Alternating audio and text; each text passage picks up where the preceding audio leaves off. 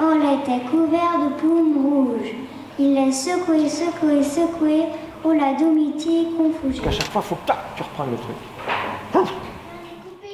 Dernière répétition avant l'arrivée du public. Pour cette première battle de patois, ce sont ces élèves de l'école élémentaire Les Salines qui sont sur la scène. Ils ont préparé des menteries, autrement dit des blagues en patois. Une sacrée pignouse.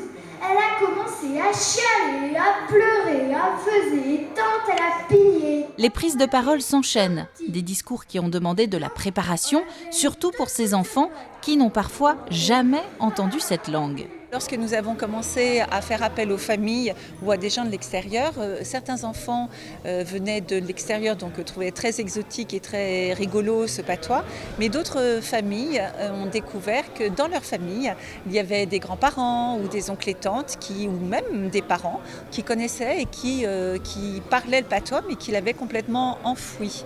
Et ça a été l'occasion pour les enfants de découvrir que dans leur famille, ce patrimoine oral existait encore. Pour assister aux prestations des écoliers, pas loin de 80 personnes étaient sur place.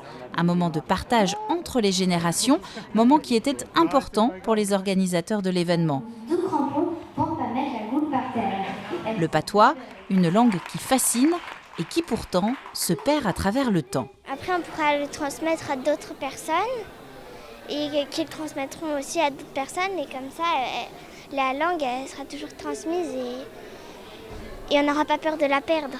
On se rend compte qu'effectivement, pour plein de raisons, ce sont des langues qui ont été un peu mises sous terre, qu'on a cachées honteusement. Et moi, j'ai effectivement des grands-parents, comme dans beaucoup de familles, qui parlent le patois, mais qui ne l'ont jamais transmis. Et quand je vous parle de revanche, c'est vraiment ça, c'est de dire, mais c'est pas normal qu'on coupe net. Enfin, à quel moment peut-on dire que c'est malsain d'avoir une forme de culture, quelle qu'elle soit ? Et moi, c'est inentendable et du coup, c'est vraiment l'envie de transmettre ce que moi je n'ai pas. Le patois vendéen, une langue minoritaire qui persistera dans tous les cas ici, au pays de Saint-Gilles-Croix-de-Vie. Une deuxième édition de la Battle de patois est déjà envisagée pour l'année prochaine.